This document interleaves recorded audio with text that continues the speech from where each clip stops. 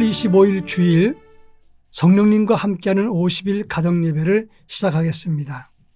다 같이 찬송가 389장 내게로 오라 하신 주님의 1절과 2절을 부르겠습니다.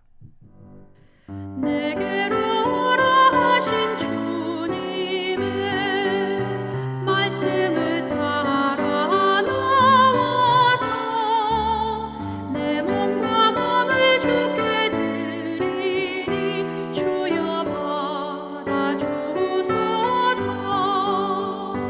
내 뜻과 정성 모두 주 예수 따라가니 내 갈 길 인도하여 주소서. 오 나의 주시여 내 맘에 주의 성령 오셔서 정결케 하여 주시고 주님의 귀한 성전 삼으사 항상 계시옵소서. 나 주님 힘써 섬기며 늘 충성하며 살리니 내 갈 길 인도하여 주소서. 오 나의 주시여.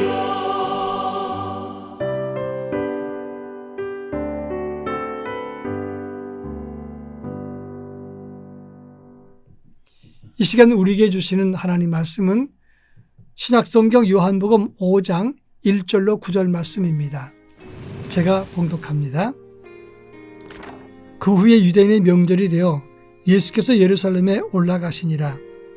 예루살렘에 있는 양문 곁에 히브리 말로 베데스다 하는 못이 있는데 거기 행각 5이 있고 그 안에 많은 병자, 맹인, 다리 저는 사람, 혈기 마른 사람들이 누워 물의 움직임을 기다리니 이는 천사가 가끔 못에 내려와 물을 움직이게 하는데 움직인 후에 먼저 들어가는 자는 어떤 병에 걸렸든지 낫게 되미러라. 거기 38배 된 병자가 있더라.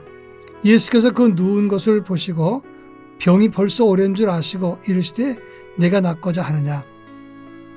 병자가 대답하되 주여 물이 움직일 때 나를 못에 넣어주는 사람이 없어 내가 가는 동안에 다른 사람이 먼저 내려가나이다.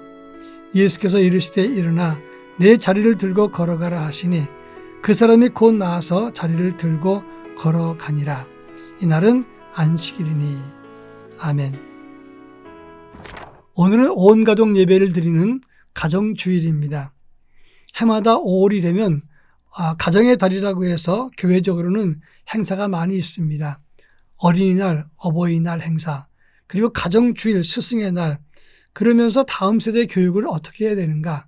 어린이 행사, 교회학교 행사들이 많이 진행되면서 우리는 행복한 가정과 행복한 믿음을 꿈꾸게 되는 것입니다.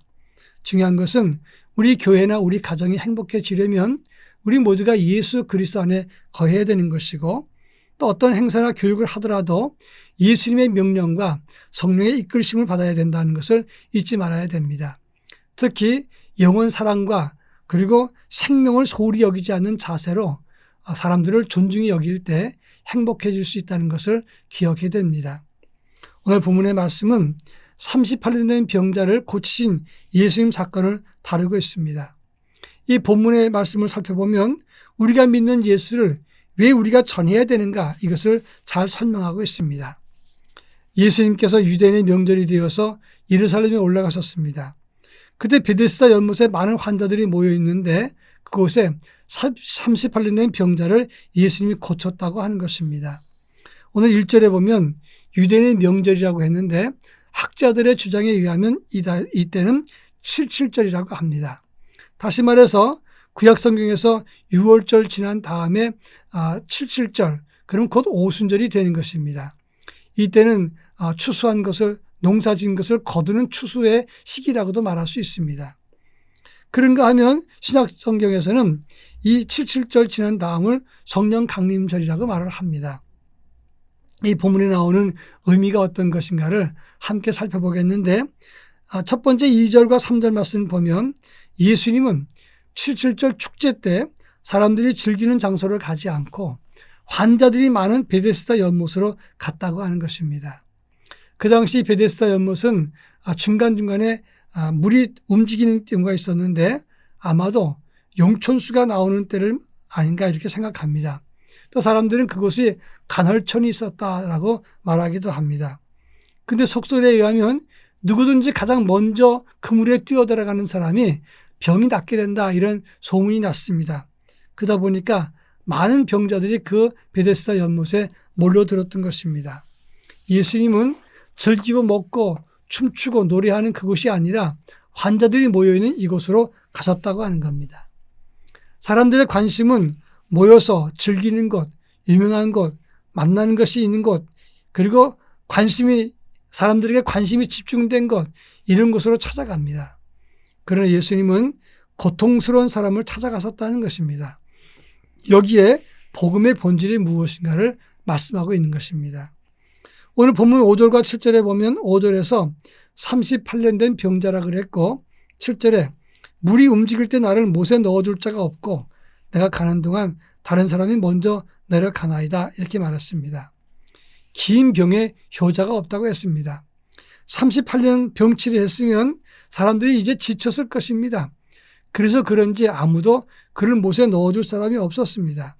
이것은 이미 그 38년 된 병자가 버려졌다는 것을 말하고 있는 것입니다. 살아있지만 실제로 산 자가 아닙니다. 예수님은 그런 사람을 먼저 찾아가셨던 것입니다. 그리고 예수님은 8절에 보니까 일어나 내 자리를 들고 걸어가라 말씀하셨습니다. 여기에 세 가지 동사가 나오는데 일어나라 그리고 들고 걸어가라 세 가지입니다. 여러분 생각해 보세요. 일어나서 제 발로 걸을 것 같으면 여기에 있지도 않을 거 아니겠습니까? 근데 여기 있는 것은 그만큼 일어나지도 걷지도 못한다는 걸 말하는 건데 왜 예수님은 이런 말씀을 하셨는가 하는 겁니다. 이건 두 가지 의미가 있습니다. 첫째는 나를 믿고 도전하라, 일어나 걸어라 말씀하신 것, 또 한 가지는 내 자리를 들고 걸어가라 했는데 그 자리는 지금까지 누워있던 실패하고 병든 자리를 말하는 것입니다. 그 자리를 이제는 떠나라, 누워있고 퍼져있던 그 자리를 털고 일어나라 이렇게 용기와 희망을 주었다는 것입니다. 사람은 스스로 일어서려고 하는 의지가 있을 때 새로운 변화를 맞이할 수가 있게 됩니다. 제가 친했던 후배 목사님 중에서 간암 항암 치료를 150번 이상 받으신 분이 있습니다. 그분이 2021년 3월 9일 날 인터뷰했는데 그 인터뷰했을 때가 137번 차 항암 치료를 받았던 때입니다. 이 항암 치료 때문에 기네스북에 오른 유일하신 분입니다. 그리고 이분 때문에 이 주치의는 세계적인 사람이 되었다고 하는 것입니다. 근데 그분은 항암 치료를 150번 이상 받았지만 지금까지 매주 설교를 합니다. 그런데 열심입니다. 그 사이에 교회를 크게 건축하고 입당을 했습니다. 저도 그 순서를 맡아서 입당할 때 가봤는데 지상 5층 지하 3층에 큰 예배당을 지었습니다. 그분이 말합니다. 내가 이렇게 항암치료 150번 이상 하면서 견딜 수 있었던 것은 첫째가 하나님의 은혜고 두 번째로는 일어나야 되겠다는 의지가 있었기 때문이었다고 말을 했습니다. 그렇습니다. 우리가 내 자리를 들고 걸어가라 말씀하셨을 때 우리 주님은 그에게 네 스스로 일어설 수 있도록 하라 이렇게 말씀하시고 격려하시기 위해서 그런 말씀을 했다는 것입니다. 주님 마음 가졌던 그 마음처럼 우리도 누군가를 찾아가서 어루만지면서 그들에게 스스로 일어서도록 도와주는 것, 이것이 우리가 성령으로 복음을 증거하는 일이 될 수 있는 것입니다. 바라기는 우리가 복음을 증거할 때 먼저 찾아가고 주님처럼 누군가에게 희망을 줄 수 있기를 바랍니다. 용기를 주기를 바랍니다. 그리고 그들을 일으켜 세워서 자기 스스로 걸을 수 있도록 옆에서 많이 도와주는 영성과 믿음을 가질 수 있기를 바랍니다. 기도합니다. 사랑 많으신 하나님 아버지, 오늘은 온가족 예배를 드리고 6월 8일은 VIP 초청 잔치를 드립니다. 많은 분들, 주변에 낙심하고 실망한 사람들, 예수님 손길이 필요한 사람들에게 복음을 증거하고 예수님께 초청을 하는 귀한 시간을 갖습니다.